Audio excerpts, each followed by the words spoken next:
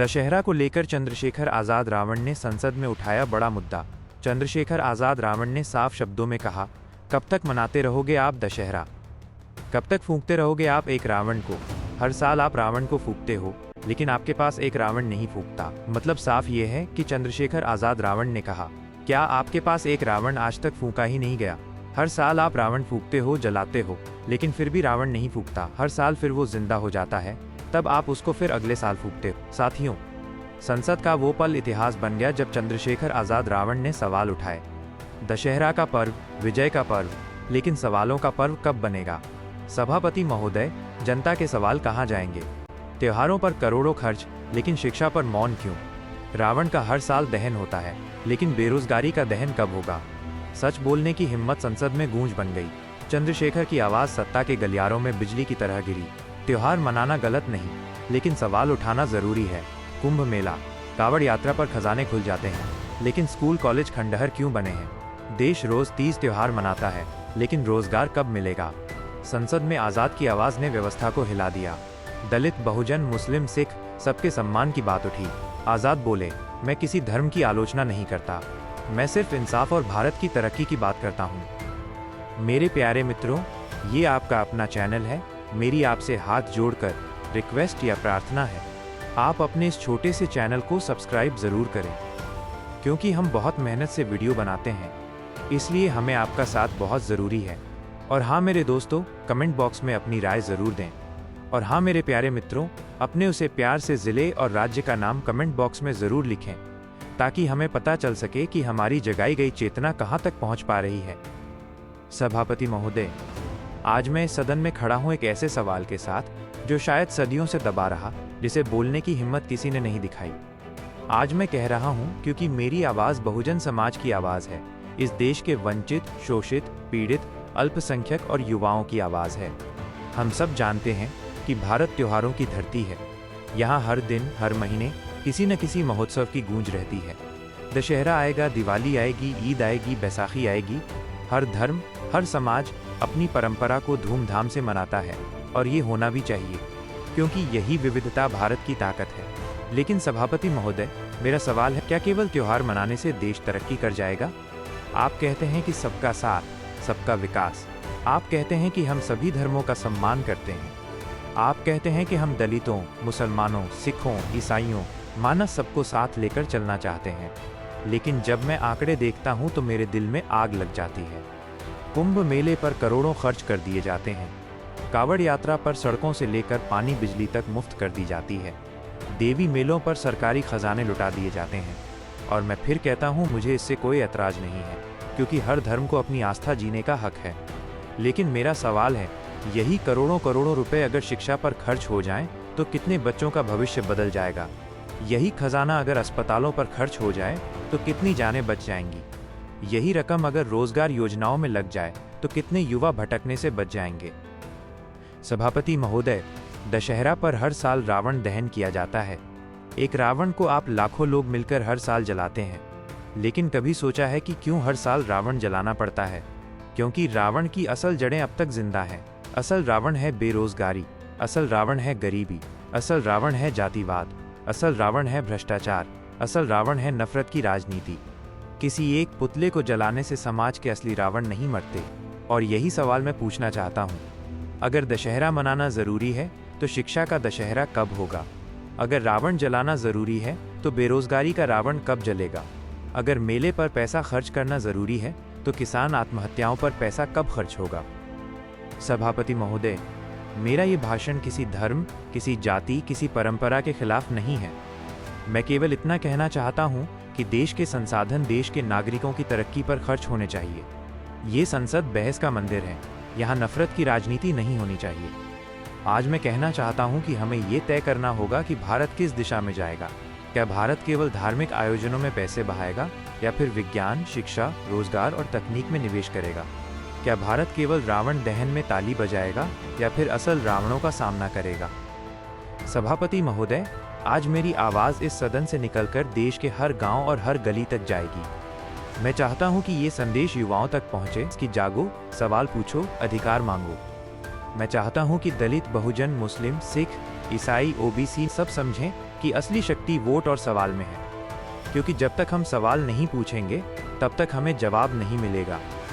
त्योहार मनाओ पर सवाल उठाओ, मेला मनाओ पर शिक्षा का अधिकार मांगो, आस्था निभाओ पर रोजगार भी मांगो, रावण जलाओ पर समाज के असली रावणों को भी चुनौती दो।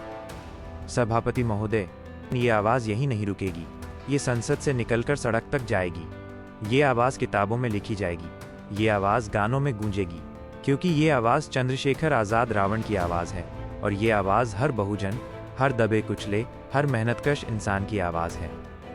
सभापति महोदय, मैं आपसे पूछना चाहता हूं कि क्या ये संसद केवल तालियों की गूंज सुनने के लिए बनी है या ये संसद उन आहों को सुनने के लिए बनी है जो गली गली से उठ रही हैं। आज गरीब किसान आत्महत्या कर रहा है, नौजवान बेरोजगार सड़कों पर हैं, बच्चियां स्कूल से दूर हैं और मजदूर रोज पेट की आग बुझाने के लिए 2 जून की रोटी तरस रहा है। लेकिन संसद में चर्चा किस पर होती है? मंदिर पर, मेला पर, जाति पर, धर्म पर। मैं आपसे कहना चाहता हूं कि धर्म इंसान को जोड़ने के लिए होता है, तोड़ने के लिए नहीं। आस्था इंसान को शक्ति देने के लिए होती है, कमजोर करने के लिए नहीं। लेकिन यहाँ क्या हो रहा है? एक तरफ आप कहते हैं कि सभी धर्मों का सम्मान करेंगे और दूसरी तरफ आप मंच से नफरत की राजनीति करते हैं। सभापति जी, मैं पूछना चाहता हूं कि ये दोहरा चरित्र क्यों? दशहरा पर हम रावण दहन करते हैं, लेकिन असली सवाल है, क्या हमने समाज से अन्याय का रावण मिटाया? क्या हमने जातिवाद का रावण जलाया? क्या हमने गरीबी का रावण खत्म किया? क्या हमने नफरत और हिंसा के रावण को हराया? जब तक ये रावण जिंदा है तब तक समाज तरक्की नहीं कर सकता। सभापति महोदय, भारत के संविधान ने हमें बराबरी का हक दिया।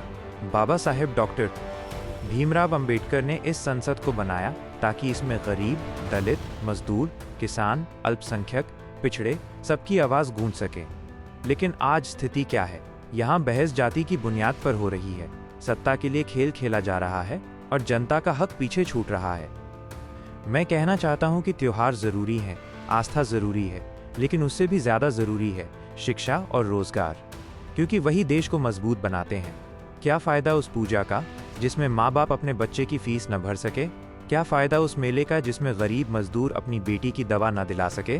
क्या फ़ायदा उस जयघोष का जिसमें युवाओं की आंखों में सपने तो हैं लेकिन जेब में नौकरी का कागज़ नहीं? सभापति महोदय, मैं आपसे पूछना चाहता हूं कि जब आप कहते हैं सबका साथ, सबका विकास, तो ये सबका विकास कहाँ है? आंकड़े कहते हैं कि गरीबी बढ़ रही है, बेरोजगारी चरम पर है, किसानों की हालत बदतर है और शिक्षा का बजट घटाया जा रहा है। ये किसका विकास है? ये किसका साथ है? आज का भारत एक नए रास्ते की मांग कर रहा है, एक ऐसा रास्ता जिसमें धर्म और जाति की दीवारें टूटें, भाईचारा बने और संविधान के रास्ते पर सभी समान रूप से आगे बढ़ें। यही मेरी लड़ाई है, यही भीम आर्मी की आवाज़ है, यही दलित, बहुजन और अल्पसंख्यक समाज की पुकार है। सभापति महोदय, मेरा सवाल सिर्फ आपसे नहीं, पूरे इस सदन से है और इस सदन से बाहर देश की जनता से भी है। क्या हम केवल ताजमहल, मंदिर और मेले की राजनीति में फंसे रहेंगे या फिर असल मुद्दों की बात करेंगे? मैं ये सदन से कहना चाहता हूँ कि यदि भारत को विश्वगुरु बनाना है तो पहले अपने बच्चों को शिक्षित करो। यदि भारत को महाशक्ति बनाना है तो पहले अपने युवाओं को रोजगार दो। यदि भारत को लोकतंत्र का आदर्श बनाना है तो पहले अपने नागरिकों को बराबरी और सम्मान दो। सभापति महोदय, ये आवाज़ शायद कुछ लोगों को कड़वी लगे, लेकिन यही सच्चाई है और मैं उस सच्चाई को कहने से पीछे नहीं हटूंगा, क्योंकि मेरी आवाज़ दबे कुचले समाज की आवाज़ है। मेरे शब्द उन गरीबों की आहें हैं जिन्हें रोज़ न्याय नहीं मिलता। जब चंद्रशेखर आज़ाद रावण संसद में खड़े होकर ये सवाल पूछते हैं कि आखिर क्यों हर साल रावण को जलाना पड़ता है, तो ये सिर्फ एक सवाल नहीं है, बल्कि ये हमारी सोच, हमारी परंपराओं और हमारे समाज की गहरी सच्चाई को उजागर करता है। उन्होंने कहा, अगर सच में बुराई का अंत हो चुका होता तो फिर हर साल क्यों एक नया पुतला तैयार करना पड़ता है? इसका मतलब है कि असली रावण तो अभी भी समाज में जीवित है, इस जातिवाद, बेरोजगारी, गरीबी और भेदभाव के रूप में। यही तो चंद्रशेखर का दृष्टिकोण है। इस त्योहार मनाओ पर उससे सीख भी लो, रावण का दहन करो पर असली बुराइयों का भी दहन करो। उन्होंने संसद में ये भी कहा कि अगर सरकारें सच में भारत माता के बेटों का भविष्य बनाना चाहती हैं तो कुंभ मेलों और धार्मिक आयोजनों पर अरबों खरबों खर्च करने के बजाय शिक्षा, स्वास्थ्य और रोजगार पर खर्च करो, क्योंकि यही असली विजयदशमी होगी जब हर बच्चे को शिक्षा मिलेगी, हर नौजवान को रोजगार मिलेगा और हर गरीब को न्याय मिलेगा। भीम आर्मी चीफ की ये आवाज़ संसद की दीवारों से टकराकर सिर्फ गूंज नहीं रही थी, बल्कि करोड़ों दलित, बहुजन, आदिवासी, पिछड़े और अल्पसंख्यक समाज के दिलों में नई ऊर्जा भर रही थी। उन्होंने कहा, मैं किसी धर्म या समाज का विरोधी नहीं हूँ, मैं सिर्फ चाहता हूँ कि ये देश आगे बढ़े, बराबरी के साथ आगे बढ़े। अगर सच में दशहरा मनाना है तो जातिवाद की लंका जलाओ, अन्याय की लंका जलाओ और नफरत की लंका जलाओ।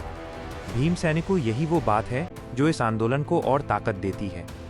यही कारण है कि आज चंद्रशेखर आज़ाद रावण युवाओं के दिलों में एक ऐसी लौ बन चुके हैं जो बुझने वाली नहीं। अब कहानी यहीं नहीं रुकती, ये सवाल संसद से उठकर गांव-गांव, गली-गली और शहर-शहर तक पहुंचने वाला है। अगर रावण को हर साल जलाना पड़ता है तो असली रावण अभी भी जीवित है, तो ये शब्द केवल राजनीति नहीं थे, ये एक क्रांति का शंखनाद था। ये सवाल हर नौजवान को झकझोरता है कि असली रावण कौन है? क्या वो बेरोजगारी है जो लाखों युवाओं का भविष्य खा रही है? क्या वो जातिवाद है जो समाज को टुकड़ों में बांट रहा है? या फिर वो राजनीति है जो धर्म और जाति के नाम पर हमें लड़ाकर कुर्सी पाती है? चंद्रशेखर ने साफ कहा, त्योहार मनाओ, पर उससे सीख लो। अगर दशहरे पर बुराई का अंत करना है तो शिक्षा की लंका जलाओ, अन्याय की लंका जलाओ और गरीबी की लंका जलाओ। भीम आर्मी चीफ की यह आवाज़ सिर्फ संसद में नहीं गूंजी, बल्कि करोड़ों युवाओं के दिल में आग बनकर भड़क उठी। आज हर गली मोहल्ले का नौजवान कह रहा है, हम सिर्फ पुतले नहीं जलाएंगे, हम उस व्यवस्था को बदलेंगे जिसने हमें गरीब, बेरोजगार और पिछड़ा बनाए रखा।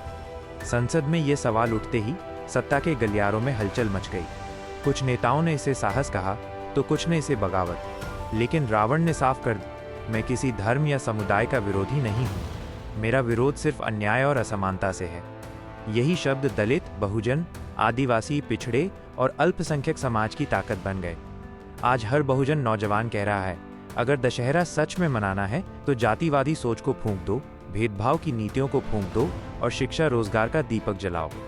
यही वो ज्वाला है जिसने युवाओं को सड़क से संसद तक एकजुट कर दिया। यही वो सोच है जो आने वाले समय में राजनीति की तस्वीर बदलने वाली है। भाइयों और बहनों, अब जरा इस दृश्य को और गहराई से महसूस कीजिए। संसद के भीतर चंद्रशेखर आज़ाद रावण खड़े हैं। चारों तरफ सत्ता के ठेकेदार बैठे हैं, जिनके चेहरे पर मुस्कान तो है, लेकिन दिल में डर की लहर भी उठ रही है, क्योंकि पहली बार कोई नौजवान नेता उनसे ये कह रहा है, सभापति महोदय, जब आप दशहरा मनाते हैं तो सोचिए कि किस बुराई को खत्म कर रहे हैं। अगर हर साल वही रावण जलता है तो क्या सच में बुराई खत्म हुई? असली रावण तो अभी भी जीवित है, माइनस वो है बेरोजगारी, वो है जातिवाद, वो है भेदभाव। ये सवाल संसद के पन्नों में दर्ज हो गया। ये सवाल सिर्फ नेताओं को नहीं, पूरे देश को आईना दिखा गया। अब जरा सोचो, बाहर जनता पर इसका क्या असर हुआ? हर गांव में, हर कस्बे में, हर गली मोहल्ले में लोग चर्चा करने लगे। चंद्रशेखर ने सही कहा, जब शिक्षा की लंका जलानी है, जब गरीबी की लंका जलानी है, जब अन्याय की लंका जलानी है, तो क्यों ना इस दशहरे से ही हम एक नई शुरुआत करें। इस एक भाषण ने नौजवानों में आग जला दी। बेरोजगार छात्र कहने लगे, हम अब रावण के पुतले नहीं जलाएंगे, हम उस सिस्टम को जलाएंगे जिसने हमें बेरोजगार बनाया। किसान कहने लगे, हम उस रावण को जलाएंगे जिसने हमें कर्ज और आत्महत्या की तरफ धकेला। मजदूर कहने लगे, हम उस रावण को जलाएंगे जिसने हमारे पसीने की कीमत नहीं दी। चंद्रशेखर आज़ाद का ये संदेश एक उत्सव से आंदोलन में बदल गया। उन्होंने संसद में दहाड़ लगाई, कुंभ मेला, शाकुंभरी मेला, कांवड़ यात्रा पर अरबों खर्च होते हैं, क्या ये पैसा शिक्षा पर नहीं लग सकता? क्या ये पैसा अस्पतालों पर नहीं लग सकता? क्या ये पैसा नौजवानों के रोजगार पर नहीं लग सकता? मैं किसी धर्म के खिलाफ नहीं, बल्कि देश की तरक्की के हक में बोल रहा हूँ। और दोस्तों, ये बात सुनकर संसद में कुछ लोग बौखला गए। उन्हें लगा कि ये युवा नेता उनकी राजनीति की जड़ें हिला देगा, क्योंकि जब नौजवान जाग जाएगा तो जाति धर्म की राजनीति का खेल खत्म हो जाएगा। बाहर जनता तालियां बजा रही थी, सोशल मीडिया पर ये सवाल ट्रेंड कर रहे थे, हर जगह चर्चा यही थी, रावण ने संसद में रावण का सच बता दिया। युवाओं में इतना जोश भर गया कि वे कहने लगे, अब की बार दशहरा सिर्फ पुतलों का नहीं होगा, अब की बार दशहरा बदलाव का होगा। और यही असली शक्ति है चंद्रशेखर आज़ाद की। वो पुतले नहीं जलाते, वो सोच जलाते हैं। वो नफरत नहीं फैलाते, वो इंसाफ की मशाल जलाते हैं। साथियों, आज हालात ये हैं कि हर बच्चा, हर महिला, हर नौजवान, हर बुजुर्ग ये महसूस कर रहा है कि संसद से उठी ये आवाज़ एक दिन पूरे देश का नारा बन। शिक्षा दो, रोजगार दो, बराबरी दो, यही असली विजयदशमी होगी। इसीलिए कहते हैं कि चंद्रशेखर का ये सवाल एक साधारण सवाल नहीं बल्कि आंदोलन का बिगुल है। साथियों, अब इस आंदोलन की लहर संसद से निकलकर सीधे सड़क तक आ चुकी थी। चंद्रशेखर आजाद रावण के वो शब्द माइनस, अगर हर साल रावण जलाना पड़ता है तो असली रावण अभी भी जिंदा है, ये सिर्फ एक वाक्य नहीं बल्कि करोड़ों दिलों में गूंजने वाला नारा बन चुका था। ग्वालियर से लेकर लखनऊ तक, दिल्ली से लेकर मुंबई तक और गांव-गांव की चौपालों से लेकर शहरों के चौराहों तक हर जगह चर्चा यही थी कि चंद्रशेखर ने संसद में सत्ता से सबसे बड़ा सवाल पूछ लिया है। अब नौजवानों का जोश देखिए। कॉलेजों में छात्र भाषण देते हुए कहते, हम रावण के पुतले नहीं, जातिवाद की लंका जलाएंगे।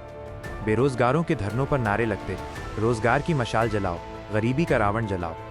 मजदूर चौपालों में चर्चा करते, हम उस रावण को जलाएंगे जिसने हमारी मेहनत की कीमत छीनी। संसद के उस भाषण ने सड़कों पर क्रांति की आग जला दी और चंद्रशेखर ने भी ये आग बुझने नहीं दी। उन्होंने खुलकर कहा, ये आंदोलन सिर्फ मेरी आवाज नहीं बल्कि हर उस बच्चे की आवाज है जो स्कूल से बाहर है, हर उस किसान की आवाज है जो कर्ज में दबा है, हर उस नौजवान की आवाज है जिसके हाथ में डिग्री है लेकिन रोजगार नहीं। ये बात सुनते ही बहुजन समाज, दलित, आदिवासी, पिछड़े और अल्पसंख्यक समुदाय के लोग खुलकर सड़कों पर आने लगे।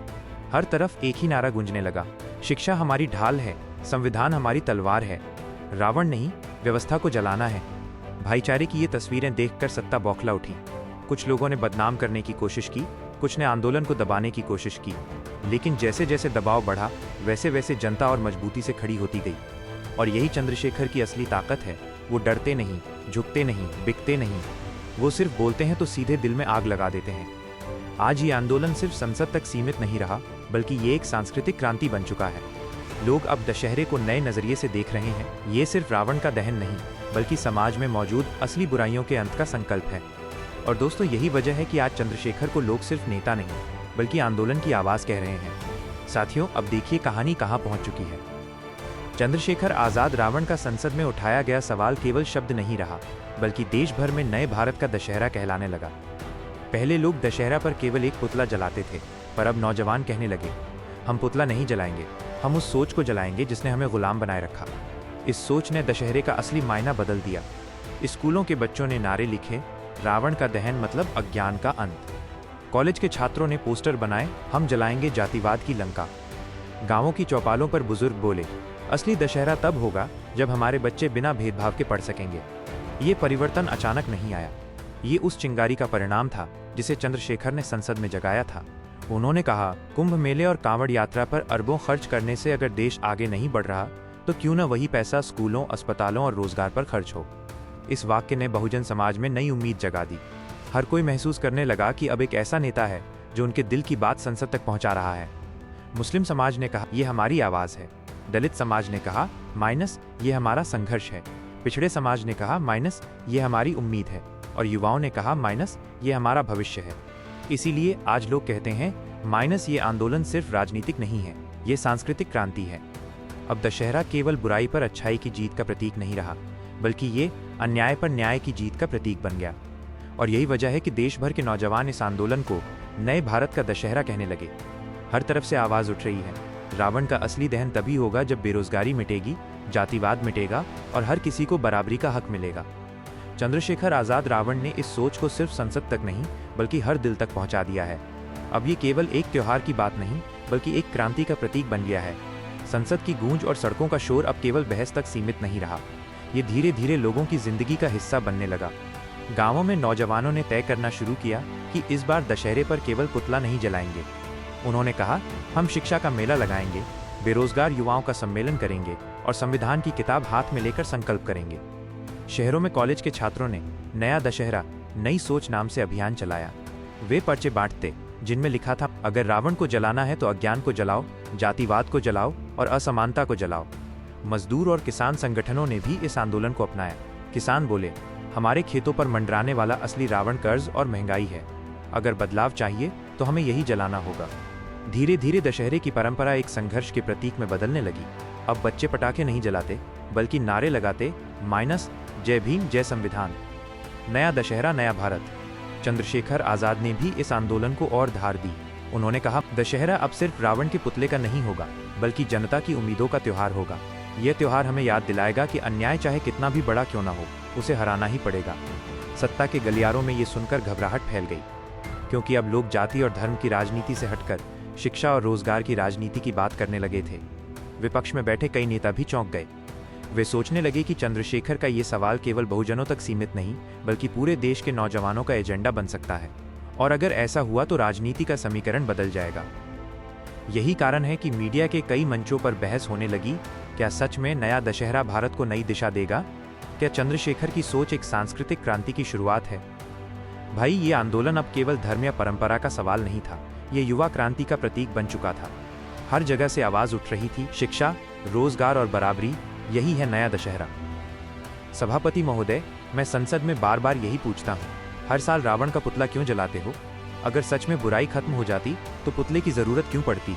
असली रावण तो जातिवाद, गरीबी, बेरोजगारी और भेदभाव है। सभापति महोदय, क्या यही नहीं है असली समस्या? क्या हम अब भी सिर्फ पुतलों को देखकर खुश रहेंगे, जबकि हमारे युवा शिक्षा, रोजगार और समानता के अधिकार से वंचित हैं? सभापति महोदय, ये केवल मेरा सवाल नहीं है, ये करोड़ों युवाओं की आवाज है। सड़क पर, चौक पर, हर गली में लोग अब पूछ रहे हैं, अगर असली बुराई को खत्म करना है तो हमें क्या करना चाहिए? हम पुतलों को नहीं, असली बुराइयों को जलाएंगे। सभापति महोदय, मैं यही कहना चाहता हूं कि ये केवल धार्मिक या सांस्कृतिक प्रश्न नहीं है, ये सामाजिक न्याय और समानता का सवाल है। सभापति महोदय, जब मैं ये बोलता हूं कि असली रावण वो है जिसने हमारी बहनों को शिक्षा और बराबरी का हक नहीं दिया, हमारे किसानों और मजदूरों को गरीबी और कर्ज में जकड़ा रखा, तब आप समझ सकते हैं कि ये सवाल केवल भाषण का हिस्सा नहीं है, ये आंदोलन बन चुका है। सभापति महोदय, युवा अब केवल त्योहार के लिए दशहरे की तैयारी नहीं कर रहे, वे कह रहे हैं, हम नहीं जलाएंगे, हम व्यवस्था जलाएंगे। हमारा दशहरा अब बदलाव का प्रतीक बन चुका है। जातिवाद की लंका जलेगी, बेरोजगारी की लंका जलेगी, भेदभाव की लंका जलेगी। यही हमारी संकल्पना है, यही हमारा नया दशहरा है। सभापति महोदय, मैंने बार बार कहा कि मैं किसी धर्म का विरोध नहीं करता। मैं तो चाहता हूं कि हर धर्म, हर समाज मिलकर इस देश को आगे बढ़ाए। लेकिन जब शिक्षा, रोजगार और बराबरी पर ध्यान नहीं दिया जाता तो ये देश कैसे आगे बढ़ेगा? सभापति महोदय, क्या आप ये नहीं मानते कि अरबों खर्च मंदिरों और मेले पर किए जा सकते हैं, तो हमारे स्कूल और अस्पताल क्यों खंडहर बने हुए हैं? सभापति महोदय, यह विचार अब केवल मेरी आवाज नहीं रह गया है, ये हर युवा की आवाज बन चुका है। विश्वविद्यालयों में छात्र संगठनों ने इसे अपना मिशन बना लिया है। गांव की पंचायतों में इसका जिक्र होने लगा है। सोशल मीडिया पर #नया_दशहरा ट्रेंड करने लगा है। सभापति महोदय, हम केवल विरोध नहीं कर रहे, हम समाधान के लिए खड़े हैं। हम शिक्षा, रोजगार और समान अवसर की मांग कर रहे हैं। हम अपने हक और अपने भविष्य के लिए लड़ रहे हैं। अब हर चौक, हर गली, हर गांव में यही नारा गूंजता है, हम रावण नहीं जलाएंगे, हम व्यवस्था जलाएंगे। सभापति महोदय, ये केवल शब्द नहीं है, ये भावना है, ये आंदोलन है। महिलाएं कह रही हैं कि असली रावण वो है जो हमें पढ़ाई और बराबरी का हक नहीं देता। किसान और मजदूर कहते हैं कि असली रावण वो है जिसने हमें गरीबी और कर्ज की जंजीरों में बांध रखा है। और युवा कहते हैं, अब हम केवल त्योहार के लिए नहीं, बल्कि अपने हक और अधिकारों के लिए खड़े होंगे। सभापति महोदय, सत्ता के गलियारों में बेचैनी है। पहली बार कोई नेता इतनी बेबाकी से ये कह रहा है कि अरबों खरबों का बजट धार्मिक आयोजनों पर जा सकता है, तो बहुजनों, दलितों, पिछड़ों और अल्पसंख्यकों के लिए क्यों नहीं? यही सवाल अब हर नौजवान पूछ रहा है। सभापति महोदय, ये आंदोलन अब करोड़ों युवाओं की आवाज बन चुका है। सड़कें, चौक, विश्वविद्यालय और गांव इस जागरूकता से भर गए हैं। हर युवा कहता है, मानस, हम केवल नारे नहीं लगाएंगे, हम समाधान के लिए खड़े होंगे, हम अपने हक के लिए लड़ेंगे। हम चाहते हैं कि शिक्षा और रोजगार हर युवा तक पहुंचे। सभापति महोदय, मीडिया ने भी इसे गंभीरता से लिया है। कई चैनलों ने इसे नए भारत का दशहरा आंदोलन के रूप में प्रमुखता दी है। नेताओं के लिए ये चेतावनी है कि अब केवल दावे और भाषण नहीं चलेंगे। जनता जाग चुकी है और उसका हक मांगने का समय आ गया है। सभापति महोदय, मैं बार बार यही कहता हूँ, ये आंदोलन किसी धर्म या जाति के खिलाफ नहीं है, ये अन्याय, असमानता और गरीबी के खिलाफ है। हमारा लक्ष्य केवल नारे लगाना नहीं है, हम चाहते हैं कि हर व्यक्ति सशक्त बने, हर युवा, हर महिला, हर किसान अपने हक के लिए खड़ा हो सके, तभी हमारा देश वास्तव में स्वतंत्र और विकसित होगा। सभापति महोदय, अब हर युवा कहता है, हमारा दशहरा केवल पटाखों और पुतलों का नहीं, बल्कि अपने हक और अधिकारों की जीत का प्रतीक होगा। हमारी शिक्षा की लंका जलेगी, हमारी बेरोजगारी की लंका जलेगी और हमारा भेदभाव की लंका जलेगी। हम केवल शब्दों में नहीं बल्कि कार्य में बदलाव लाएंगे।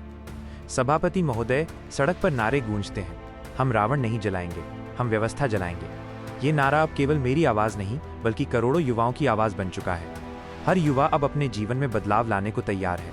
वे शिक्षा, रोजगार, समानता और समाज सुधार के लिए संगठित हो रहे हैं। सभापति महोदय, ये केवल आंदोलन नहीं है, ये सामाजिक क्रांति है। ये क्रांति अब हर घर, हर गली, हर गांव और हर शहर तक पहुंच रही है। इस नई ऊर्जा ने ये साबित कर दिया कि बदलाव संभव है। जब युवा जाग जाते हैं तो कोई शक्ति उन्हें रोक नहीं सकती। सभापति महोदय, हमारे लिए दशहरा अब केवल एक त्योहार नहीं रहा, ये वो दिन बन गया है जब हम अपने हक और अधिकारों के लिए खड़े होते हैं। ये दिन हमें याद दिलाता है कि असली रावण हर उस चीज में है जो हमें रोकती है, और असली विजय तब होती है जब हम उसे मिटा देते हैं। सभापति महोदय, चलो उठो, जागो और बदलाव लाओ। यदि आप भी इस क्रांति का हिस्सा बनना चाहते हैं, अपने अधिकारों के लिए खड़े होना चाहते हैं और इस नई पीढ़ी का हिस्सा बनना चाहते हैं, तो इस संदेश को फैलाएं, लाइक करें, शेयर करें और सब्सक्राइब करें, ताकि हर युवा तक ये संदेश पहुंच सके। इस चैनल को सब्सक्राइब करें, क्योंकि हम लाते रहेंगे ऐसे ही प्रेरणादायक और जोशीले संदेश। जय भीम, जय संविधान। नया भारत, नया दशहरा।